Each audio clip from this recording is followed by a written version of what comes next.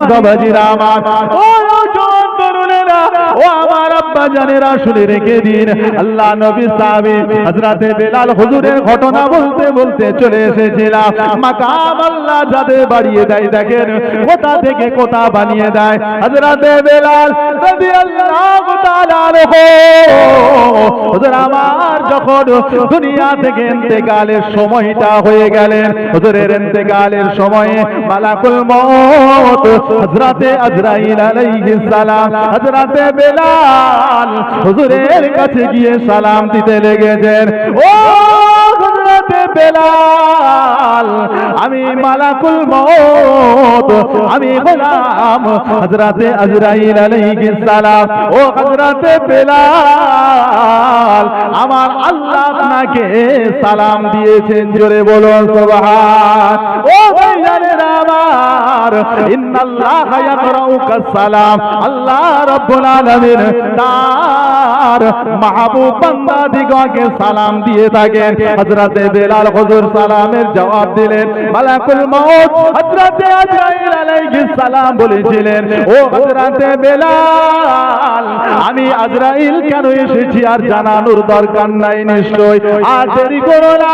ও হযরতে বেলাল, আমি আজরাইল আলাইহিস সালাম রূহটা কবজ করবার জন্য রেডি হয়ে গিয়েছি।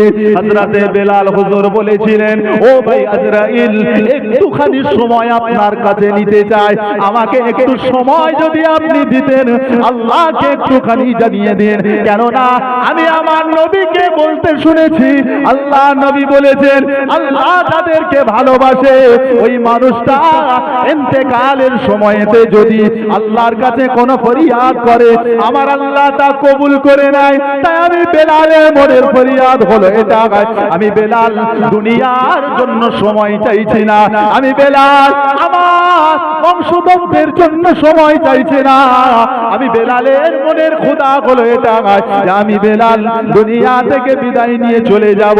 ইন্তেকালের পূর্বে আমি বেলাল, আমি জানো আমার আল্লাহর জন্য দূরে কাত নামাজ আদা করে নিতে পারি। আরো জোরে বলুন সুবহানাল্লাহ। ও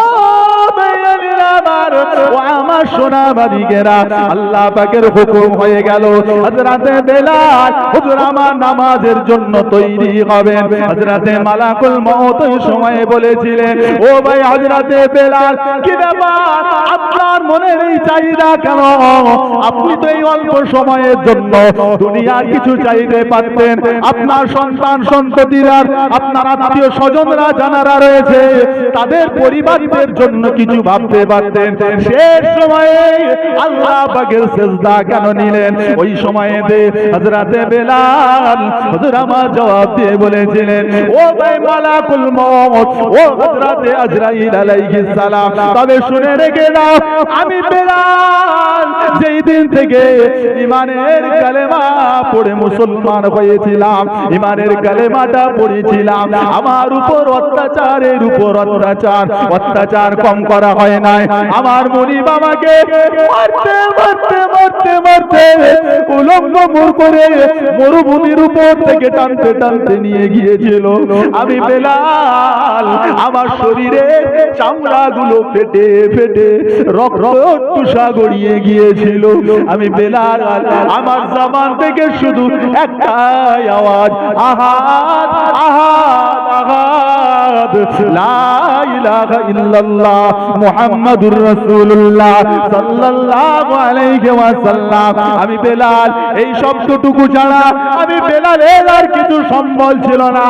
আমি যখন এই শব্দগুলো পড়তাম, দুনিয়ার যন্ত্রণা, আমার শরীরের সকল কষ্টগুলো আমি বেলাল নিমেষের মধ্যে ভুলে যেতাম। আরো জোরে বলো সুবহানাল্লাহ। ও সোনা মালিকেরা হযরতে বেলাল হুজুর বলেন ভাই তবে শুনে রেখে দেন ওই দিন থেকে নিয়ে যেই দিনেতে আমি মানে কালেমা পড়েছিলাম আমি বেলাল আমার মনের একটা ইচ্ছা ছিল শহীদ হয়ে যাব জীবনটা ফি সাবিলিল্লাহ আল্লাহর রাস্তায় কুরবান করে দেব আমি বেলাল শাহাদাত ফি সাবিলিল্লাহ হয়ে যাব আল্লাহর জন্য কুরবান হয়ে যাব কিন্তু বিশ্বাস করো শহীদ হব এটা আমি বেলালের মনের তামান্না ছিল কিন্তু আমার আল্লাহ সেটা কবুল করেন নাই গো আমি বেলাল যখনই চেয়েছি আল্লাহ আমাকে সেখান থেকে ফিরিয়ে দিয়েছে তবে আমি বেলাল আজ আমার মনে উদয় হয়ে গিয়েছে জীবনে শহীদ হব শহীদ হব শহীদ হব মনের খোদা মনেই রয়ে গেল কবুল তো আর হলো না ও মালাকুল মউত আপনি তো দরওয়াজায় হাজির হয়ে গেলেন কেননা আমি বেলাল আমি আমার মালিকের গোলামি করেছি আজ দুনিয়ার জমিনে আমি আমার আল্লাহ ও আল্লাহর হাবিবের গোলামতি করে গিয়েছি তাই আমি বেলাল আজ আর বিলম্ব করতে চাই না আমার সময়টা যখন শেষ হয়ে যাবে আমার মনের খোদা আমি জানো শেষ সময়টা আল্লাহ পাকের কদমের উপর সিজদা অবস্থায় যেতে চাই আরো জোরে বলো সুবহানাল্লাহ ও বাবাজিরা ভাইরা হযরতে বেলাল হুজুর বলেন আমি আমার রাসূলকে বলতে শুনেছি আল্লাহ পাকের কোন বান্দা যখন আল্লাহকে আল্লাহু আকবার বলে সিজদায় মাথাটাকে নত করে দেয় ওই বান্দা যখন সিজদায় চলে যায়